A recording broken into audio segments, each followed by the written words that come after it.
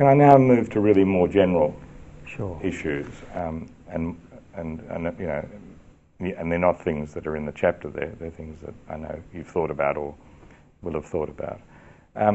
First is the obvious one. Are you confident that, you know, and you've said already that the science may tell us that 60% from 1990 by 2050 may not be enough, that we might need a cut of 80%, let's say, and that Australia would have to do that alongside everyone else. Are you sort of confident that this is going to happen? It's a sort of a complicated issue. I mean, on the one hand, environmentalists like me have much more faith in the capacity of the market to solve the climate change problem than the greenhouse mafia, for example, which is always banging on about how it will ruin the economy. But anyone who looks at the way in which the market can respond through rapid and very effective technological change would be confident that we can sharply reduce our greenhouse gases by the middle of the century by 80 or 90%, without too much disruption to our lives. Energy will cost more, there's no question about that. Probably not dramatically more if you believe the Stern report, and probably the Garneau report will come to the same conclusion.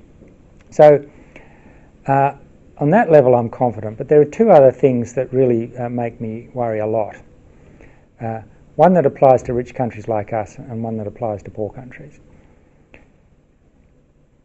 Let me illustrate the first problem this way. A few months ago, the Australia Institute put out a report on the contribution of aviation to Australia's greenhouse gas emissions. Aviation contributes a relatively small amount now, 3 or 4%, but if every other sector is coming down in its emissions due to an emissions trading system and various policies, and aviation is left untouched, then by using the present fuels, kerosene basically, which is what you need to keep a plane in the air, then by the middle of the century, aviation could take up anything from half to all of Australia's greenhouse gas allowances. Yeah, I mean, I read that in the chapter and I was astonished by that. The numbers are very clear, and that just mimics the same sorts of results that people are getting in Europe. In fact, we're very conservative in our estimates.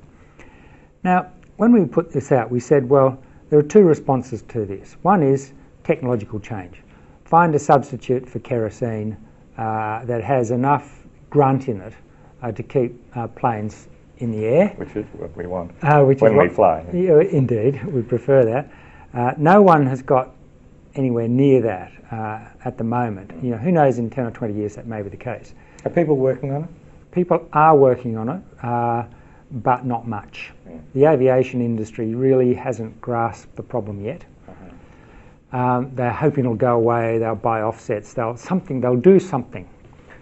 The other way to tackle it, of course, is, and bear in mind that this terrible result about aviation is due to the fact that aviation is one of the most rapidly growing industries in the world.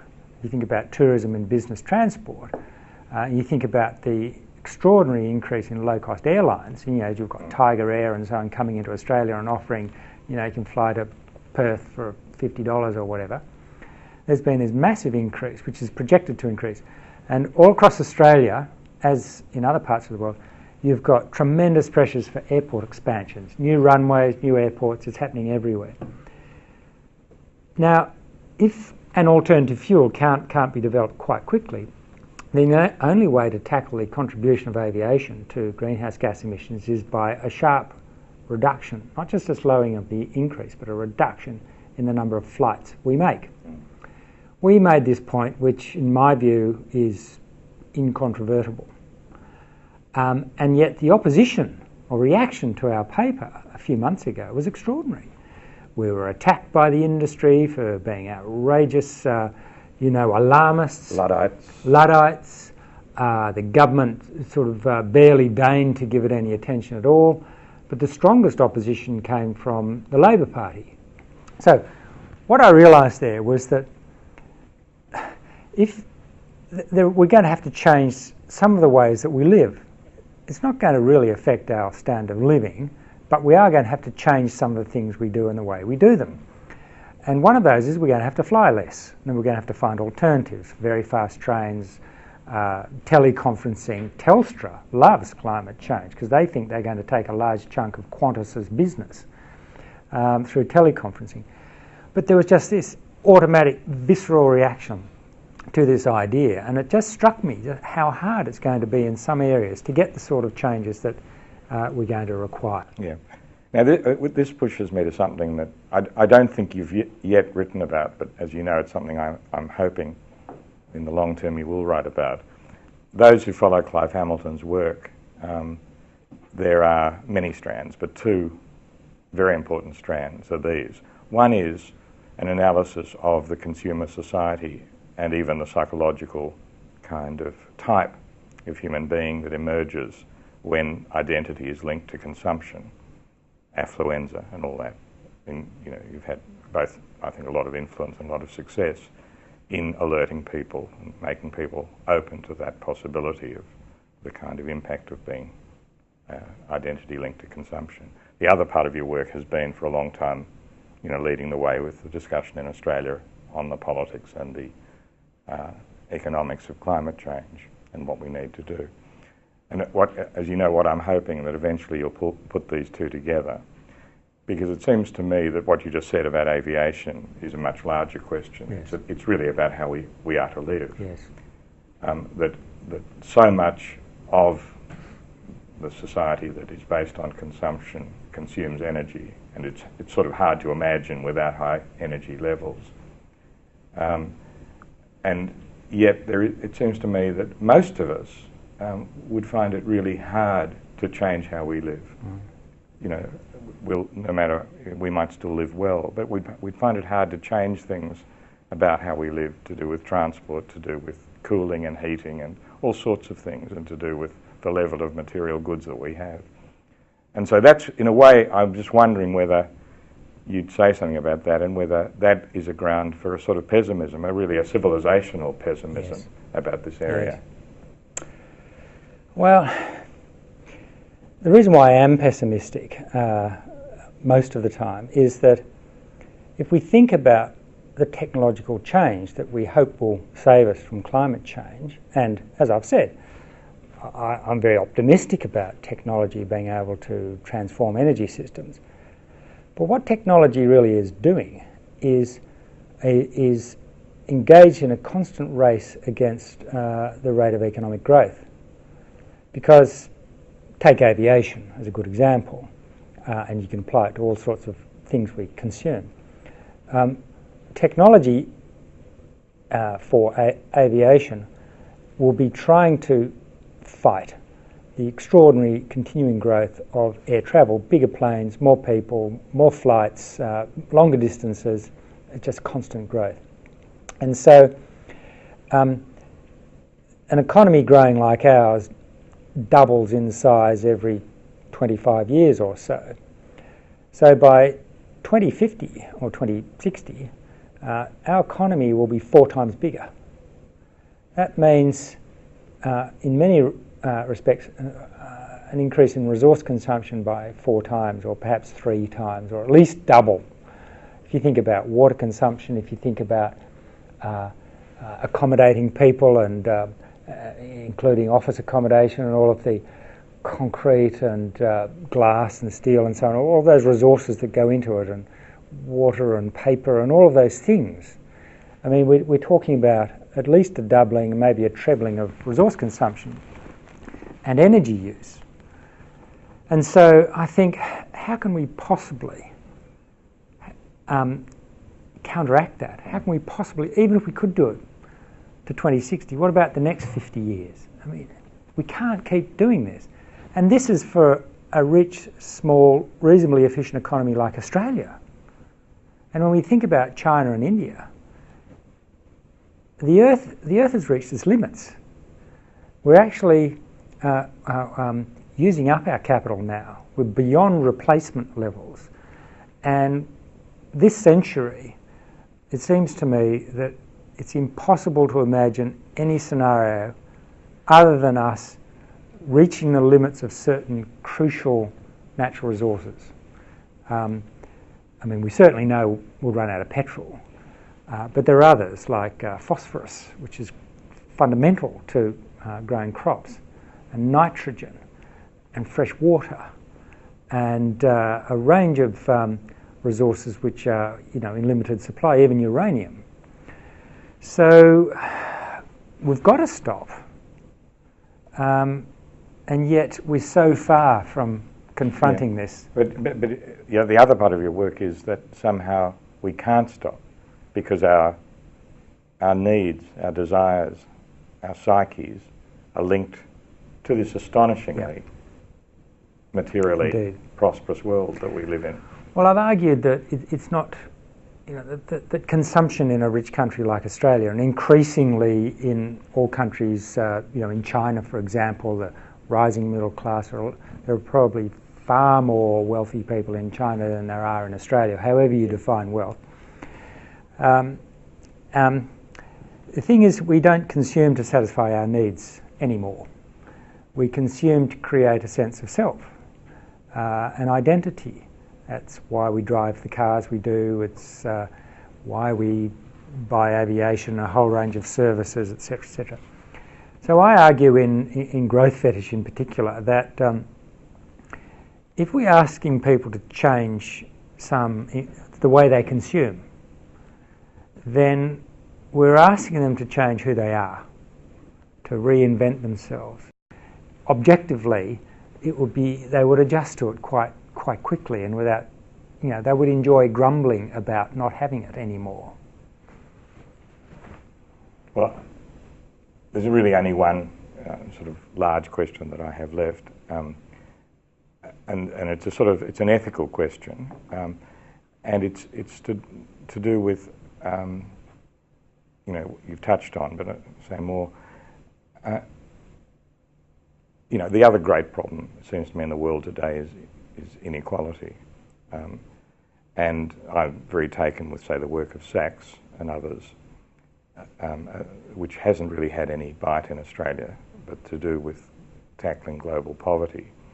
But if you read Sachs and others, what they're saying is that everywhere in the world has to get onto the growth ladder, and I can't see that anyone could find an ethical problem.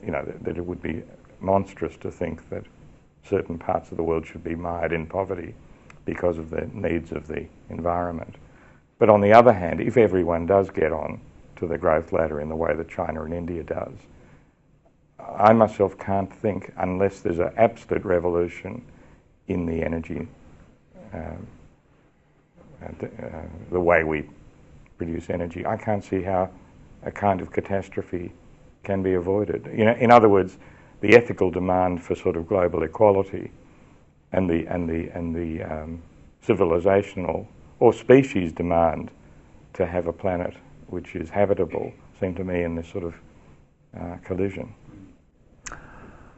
Well, if we think about the nature of growth in industrializing countries like India and China as being something akin to the paths that US, Australia, Europe, Japan have followed, then the process of dragging millions, hundreds of millions of people out of poverty will run into this absolute constraint imposed by climate change. And it's actually inconceivable. We can't have both. I mean, you don't have to be a doomsayer or a sort of... Let me put it this way. I think there's been a transition in the consciousness of better informed people around the world, and indeed many people around the world, which has been very, very profound. And that is, not long ago, some decades ago, we thought of the world, the globe, the Earth, as effectively infinite. I mean, we knew that it was a finite ball, floating or rotating around the sun in space. But humans occupied certain resource and ecological and geographical niches, but there was so much more of it that, it effectively went on forever. And I think people have now come to understand something which, in civilizational terms, is so far-reaching it's hard to think of anything more important, and that is that we humans have colonised every corner of the earth. I mean, there are two startling images for me which bring this home. One is that if you go to the most remote parts of the oceans, the Pacific Ocean, there's a sort of dead spot in the Pacific Ocean where there are no currents. Very, very remote. Ships don't go there because, certainly sailing ships, because they'd never get out effectively. The doldrums, the sort of massive doldrums. But if you go there now, there's just masses of plastic and rubber everywhere, floating in the ocean. Even these parts that should be pristine, and that's a much abused word nowadays, people don't seem to understand what it means. They should be pristine, untouched by human impact. But they're full of thongs and plastic bags and fishing line and fishing nets and just the detritus of modern civilization. The other image is that it concerns Mount Everest. There are so many climbing expeditions. It's become a sort of rich man's folly now, a sort of Richard Branson folly to conquer Mount Everest. And so they now send expeditions up Mount Everest to clean up the rubbish left by these men going to find themselves in the wilderness. Everywhere, and the Antarctic as well. They've now got oil dumps, oil spills in the Antarctic. Human impact is everywhere. We've colonised everything. We now take for our own purposes something like half of the total product of photosynthesis. The impact of the sun on growing plants, half of it at least, perhaps 80% if you think about the way we use forests, is now managed for human purposes. There is no wildness anymore. We use the whole planet. And we use it because of our lifestyles, of our affluent lifestyles. And if you consider that in India and China, you take the number of rich people in the West and the US, and you add the same number for India, which we will have to do soon, and you add the same number, it's impossible. It can't be done, won't fit. So what's the answer? I think the alternative to high-impact affluence, such as we have, is not poverty, but low-impact affluence. A comfortable lifestyle, in fact, one that arguably could be culturally and socially much richer than the resource-intensive lifestyle and individualistic and alienated lifestyle that we have. Now, I don't think that India and China are on that third path. I think they want to emulate the West. I think what we're going to have to look for and hope for is that the decision makers of China and India, as well as the citizens of affluent countries such as Australia, will begin to understand that if we are to avoid the worst catastrophes of climate change, because we're not going to avoid some of them, we're going to have to shift to a third path, which is a form of affluence, but redefined in a way which has low environmental impact. There's a lot of work that has to be done on that, but I simply cannot think of any other way we can survive in the long run. And if I can just sort of end it, this is not a question, a kind of statement. It seems to me, and this is why climate change is the most important chapter in the book, that we've all sort of sensed something new. The broader questions you've been just talking about have finally come to a political reality. I think for most Australians, eventually, I hope for most Westerners, and eventually for humankind. So that, climate change, we began with the most important test for this government. It's for that reason, I think. So that, I thank you for writing the chapter. Well, it's a pleasure. As I say, Rob, we are still captured by what might be called an industrial consciousness. And we need an ecological consciousness. It's a shift in consciousness, really, an understanding of who we are and how we fit in the world is the only way to save us. Thank you, Clive. Thank you.